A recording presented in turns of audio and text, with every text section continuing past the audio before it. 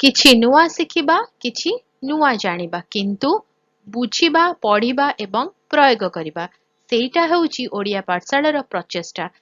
ଆପଣମାନଙ୍କୁ ସମସ୍ତଙ୍କୁ ସ୍ୱାଗତ ଓଡ଼ିଆ ପାଠଶାଳାକୁ। ଚାଲନ୍ତୁ ଆଜିର ଭିଡିଓରେ କଥା ହେବା ଅକ୍ଷୟ ତୃତୀୟା ବିଷୟରେ। ଅକ୍ଷୟ ତୃତୀୟା ଓଡ଼ିଶାର ଏକ ପ୍ରମୁଖ ସାଂସ୍କୃତିକ କୃଷିଭିତ୍ତିକ ପର୍ବ। ବୈଶାଖ ମାସ ଶୁକ୍ଳପକ୍ଷ ତୃତୀୟା ତିଥିରେ ଏହି ଶୁଭ ଦିନଟି ପାଳନ କରାଯାଏ।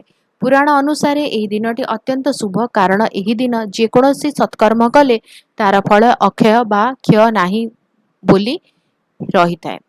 କୃଷିଭିତ୍ତିକ ପରମ୍ପରା।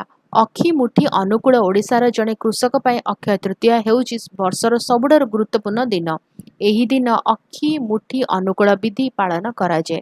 ଚାଷୀ ନୂଆ ଧୋତି ପିନ୍ଧି ହଳ ଲଙ୍ଗଳ ପୂଜା କରି ବିଲକୁ ଯାଏ ଏବଂ ଶୁଭ ବେଳାରେ ଲକ୍ଷ୍ମୀଙ୍କୁ ସ୍ମରଣ କରି ପ୍ରଥମ ବିହନ ମୁଠା ବୁଣିଥାଏ। ଏ ଆଗାମୀ ଭଲ ଫସଲର ଏକ ଶୁଭାରମ୍ଭ ବୋଲି ବିଶ୍ୱାସ କରାଯାଏ। ମହାପ୍ରଭୁ ଶ୍ରୀ ଜଗନ୍ନାଥ ଓ ରଥଯାତ୍ରାର ଶୁଭାରମ୍ଭ ଶ୍ରୀକ୍ଷେତ୍ର ପୁରୀରେ ଅକ୍ଷୟ ତୃତୀୟାର ଏକ ଗୁରୁତ୍ୱପୂର୍ଣ୍ଣ।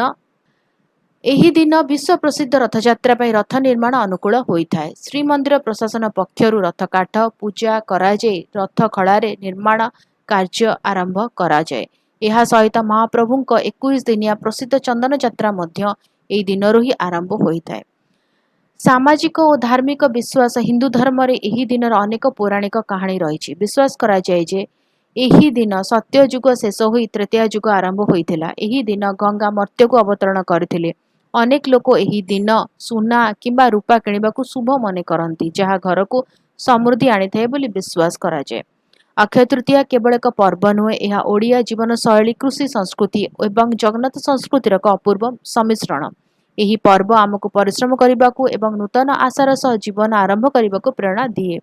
ଏହା ଶାନ୍ତି, ସମୃଦ୍ଧି ଏବଂ ଭକ୍ତିର ଏକ ପବିତ୍ର ବାର୍ତ୍ତା ବହନ କରେ। ଭିଡ଼ିଓଟି କେମିତି ଲାଗିଲା ମୋତେ କମେଣ୍ଟ କରିକି ଜଣାଇବ। ଯଦି କିଛି କ୍ୱେଶ୍ଚିନ୍ସ ଅଛି, ଡାଉଟ୍ ଅଛି, କମେଣ୍ଟରେ ଲିଖିତ ଆନ୍ସର କରିବ। ଯଦି ଭଲ ଲାଗିଲା ତାହେଲେ ଲାଇକ୍ କରିଦେବ, ଭିଡ଼ିଓ ସହିତ ସେୟାର କର, ଚ୍ୟାନେଲକୁ ସବସ୍କ୍ରାଇବ କରି ବେଲ୍ ଆଇକନ୍ ପ୍ରେସ୍ କରି ଅଲ୍ ନୋଟିଫିକେସନକୁ ଅନ୍ ରଖିଥାଅ।